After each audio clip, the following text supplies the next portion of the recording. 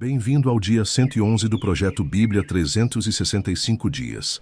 Que alegria caminhar com você em mais um dia dessa jornada de transformação e intimidade com Deus.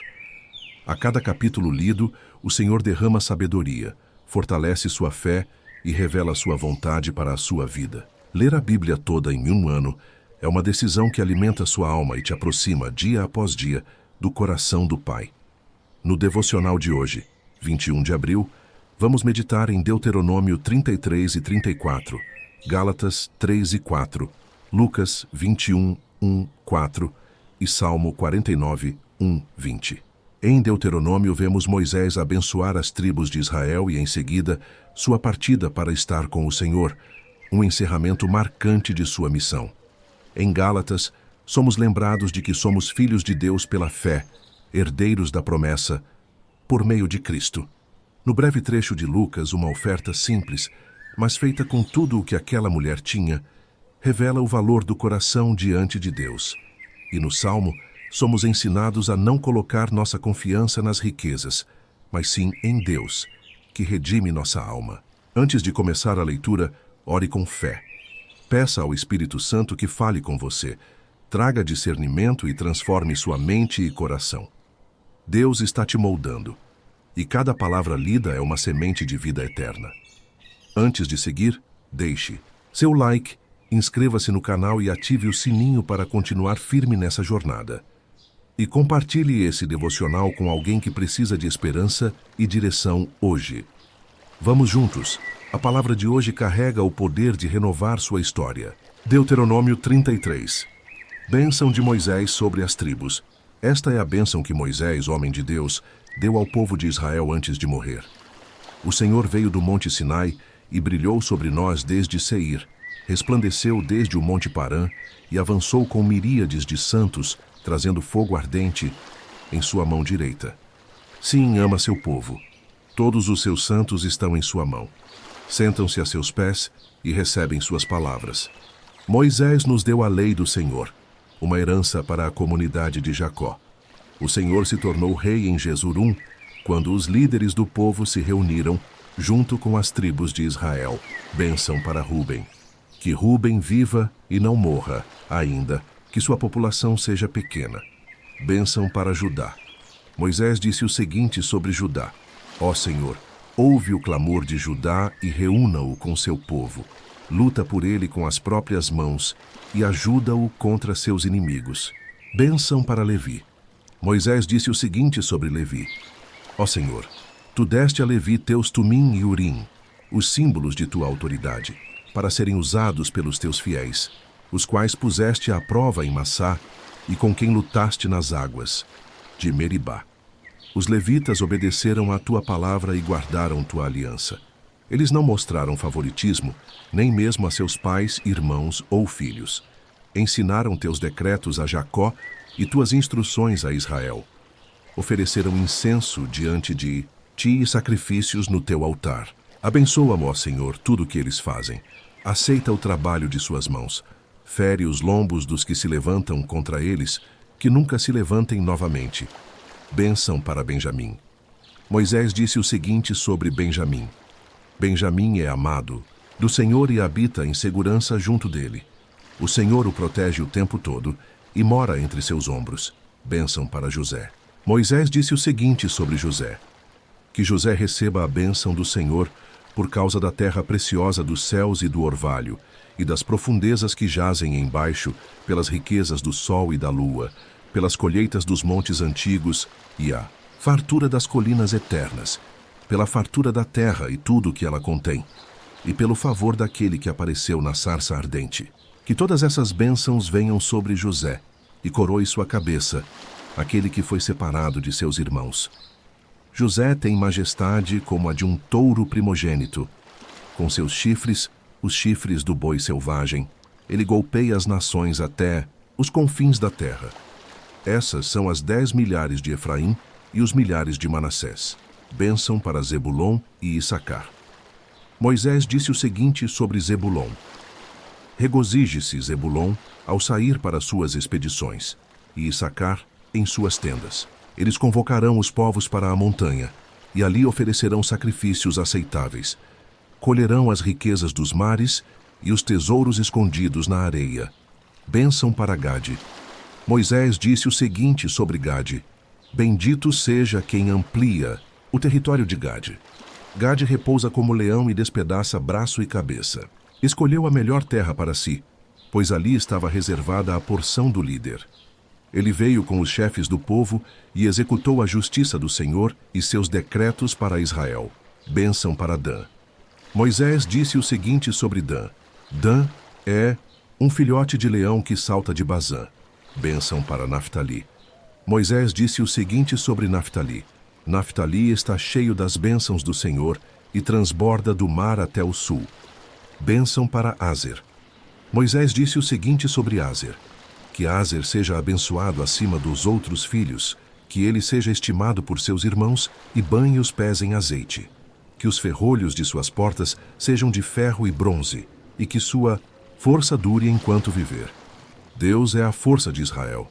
Nenhum é como o Deus de Jesurum, que cavalga os céus para ajudá-los e as nuvens em sua majestade. O Deus eterno é seu refúgio, e seus braços eternos estão debaixo de vocês. Ele expulsou o inimigo diante de vocês e disse: Destruam-no. Assim Israel habita em segurança. A fonte de Jacó flui numa terra de cereal e vinho, onde os céus destilam orvalho. Como você é feliz, ó Israel! Quem é como você, povo, salvo pelo Senhor? Ele é seu escudo protetor, sua espada triunfante. Seus inimigos se curvam diante de você, e você pisa sobre suas costas. Deuteronômio 34. A morte de Moisés. Então Moisés subiu do planalto de Moabe ao Monte Nebo, até o topo do Monte Pisga, do outro lado de Jericó.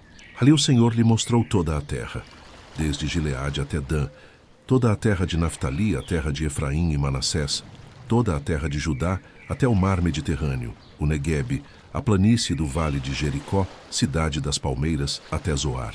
O Senhor disse a Moisés: Esta é a terra que prometi sob juramento a Abraão, Isaque e Jacó, quando disse: Darei esta terra a seus descendentes. Eu a deixei ver com seus próprios olhos, mas você não entrará nela. Ali na terra de Moabe, Moisés, servo do Senhor, morreu conforme o Senhor havia dito. O Senhor o sepultou num vale próximo a Bet-peor, em Moabe, mas até hoje ninguém sabe o local exato de sua sepultura. Moisés tinha 120 anos, quando morreu, mas ainda tinha boa saúde e vigor. O povo de Israel chorou por Moisés nas planícies de Moabe durante 30 dias, até que terminou o período de pranto. Josué, filho de Num, estava cheio do espírito de sabedoria, pois Moisés havia imposto as mãos sobre ele. Por isso, os israelitas lhe obedeceram, fazendo tudo o que o Senhor havia ordenado a Moisés. Nunca mais se levantou em Israel um profeta como Moisés, com quem o Senhor falava face a face. O Senhor o enviou para realizar todos os sinais e maravilhas na terra do Egito contra o faraó, seus servos e toda a sua terra. Com mão poderosa, Moisés realizou feitos impressionantes diante de todo o Israel. Gálatas 3. A fé ou a lei? Ó Gálatas insensatos, quem os enfeitiçou?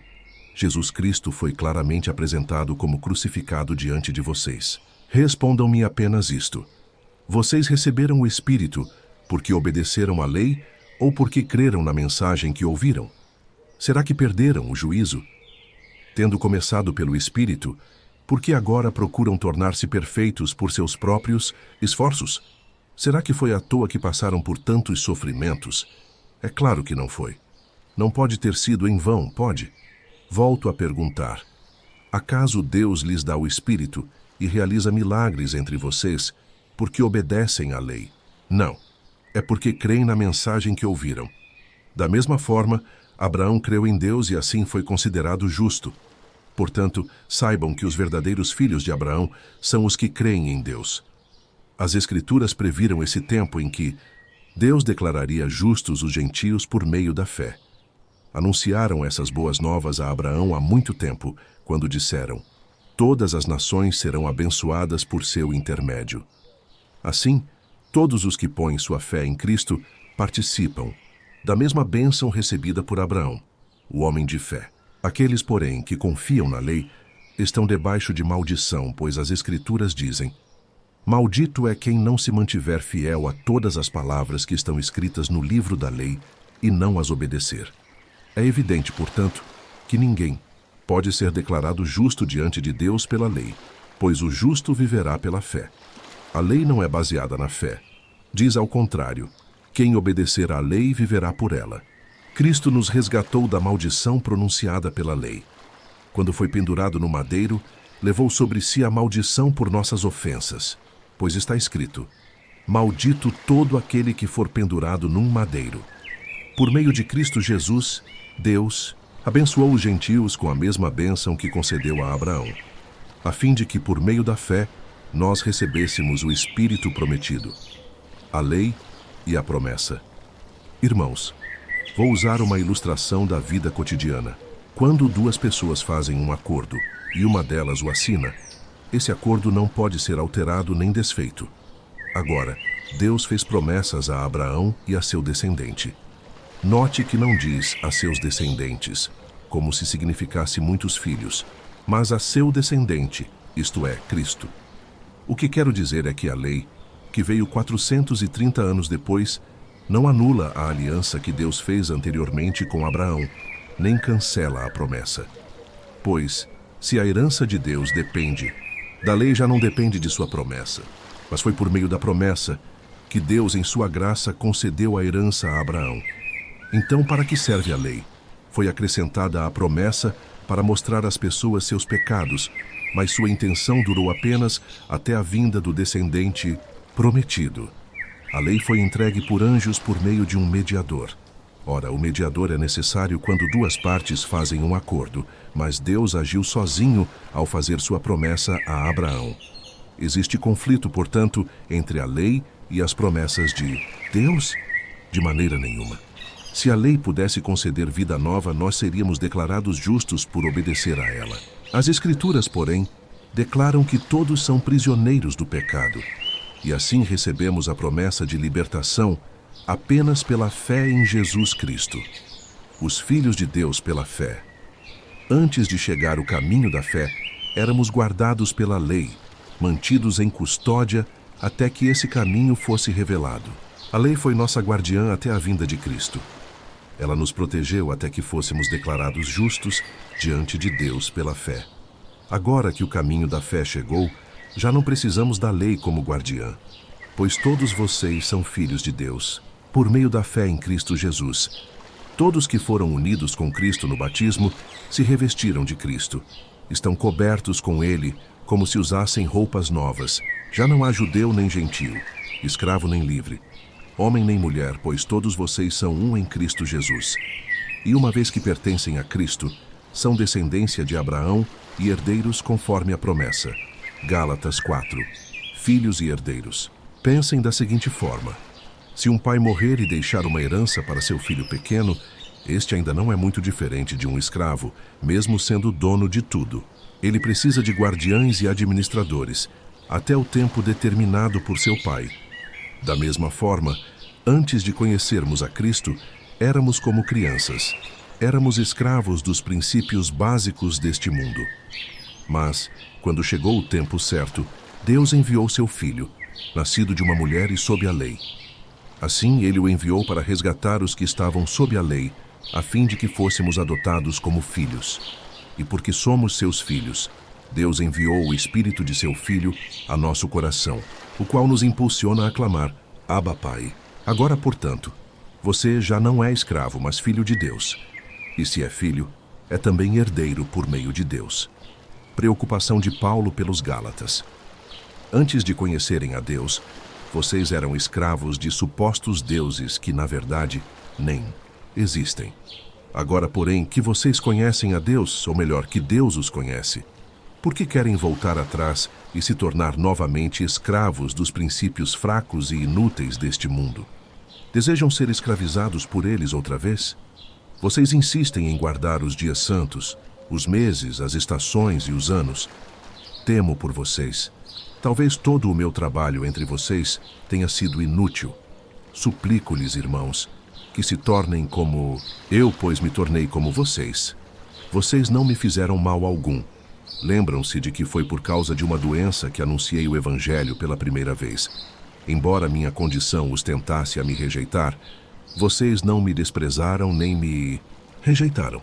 Pelo contrário, me receberam como se eu fosse um anjo de Deus, como se eu fosse o próprio Cristo Jesus.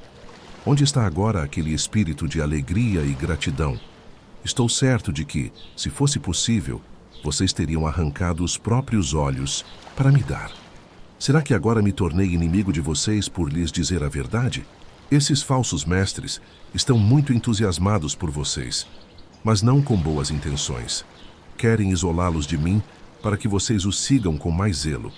É bom ser sempre zeloso, contanto que esse zelo seja para o bem, e não apenas quando estou presente com vocês. Meus filhos queridos, sinto como se estivesse passando outra vez pelas dores do parto por sua causa, e elas continuarão até que Cristo seja plenamente desenvolvido em vocês. Gostaria de estar com vocês agora mesmo e poder falar com ternura, pois estou perplexo com vocês. As duas alianças. Digam-me vocês que querem viver sob a lei. Acaso sabem o que a lei realmente diz? As Escrituras dizem que Abraão teve 2 filhos, um da esposa escrava e outro da esposa livre. O filho da escrava nasceu por esforço humano, mas o filho da esposa livre nasceu em cumprimento da promessa divina. Esses 2 filhos representam 2 alianças. A primeira, representada por Agar, vem do Monte Sinai, onde o povo se tornou escravo da lei. Agar representa o Monte Sinai na Arábia e corresponde à cidade atual de Jerusalém, pois ela e seus filhos vivem sob a escravidão da lei. Mas a Jerusalém do Alto é livre e ela é nossa mãe. Como dizem as Escrituras, alegre-se, ó, mulher sem filhos, você que nunca deu à luz. Grite de alegria, você que nunca esteve em trabalho de parto, pois a mulher abandonada agora tem mais filhos que a mulher que vive com o marido. E vocês, irmãos, são filhos da promessa, como Isaque. Mas agora são perseguidos por aqueles que querem fazê-los obedecer à lei, tal como Ismael, filho da mulher que era escrava, perseguiu Isaque, o filho da mulher que era livre. As Escrituras, porém, dizem o seguinte: expulse a escrava e seu filho, pois o filho da escrava não será herdeiro junto com o filho da mulher livre. Portanto, irmãos, não somos filhos da mulher escrava, somos filhos da mulher livre. Salmo 49, 1-20. Escutem isto, todos os povos. Ouçam, habitantes de toda a terra, gente humilde e importante, rica e pobre, todos juntos. Minha boca falará com sabedoria. Meu coração terá pensamentos cheios de discernimento. Voltarei minha atenção para o provérbio e explicarei o enigma ao som da harpa. Por que temer quando vierem dificuldades, quando inimigos perversos me cercarem? Confiando em suas riquezas, se vangloriam de suas grandes posses. Contudo, ninguém pode remir a si mesmo nem pagar a Deus o preço de seu resgate. A redenção da vida é valiosa demais. Ninguém pode pagá-la. Ninguém vive para sempre. Todos morrem e vão para o túmulo. O sábio e o tolo morrem e deixam suas riquezas para os outros. Pensa-se que suas casas durarão para sempre e seus lares, geração após geração. Dão até seus próprios nomes às propriedades. Mas apesar de seu sucesso, não duram mais que os animais. Morrem como eles. Esse é o destino dos tolos, embora os outros os aprovem por suas palavras. Como ovelhas, estão destinados à sepultura, onde a morte será seu pastor. Pela manhã os justos os governarão. Seu corpo apodrecerá longe de seus lares gloriosos. Mas no meu caso, Deus redimirá minha vida. Ele me tomará para si. Não se preocupe quando alguém ficar rico, quando crescer a prosperidade de sua casa. Quando morrer, não levará nada consigo. Suas riquezas não o acompanharão no túmulo. Embora em vida se sinta abençoado e digam, tudo está bem para você enquanto vive, a verdade é que, ao morrer, irá para a companhia de seus antepassados, que nunca mais verão a luz do dia. As pessoas que se vangloriam de suas posses, mas não têm entendimento, são como os animais que também morrem. Parabéns por completar mais um dia no projeto Bíblia 365 Dias. Que jornada abençoada está sendo construída em sua vida. Você está crescendo em fé, recebendo revelações e sendo fortalecido para viver tudo o que Deus preparou para você. Ler a Bíblia todos os dias é abrir espaço para que Deus fale, corrija, encoraje e transforme. É escolher o caminho da luz, da sabedoria e da eternidade. Não pare agora. Continue avançando com o coração sensível, porque o melhor de Deus ainda está por vir. Curta, comente e compartilhe este vídeo. Sua interação pode despertar outras pessoas para essa jornada transformadora. E me conta nos comentários, qual parte da leitura de hoje mais tocou o seu coração? Nos vemos amanhã para mais um dia cheio da presença de Deus no Bíblia 365 dias.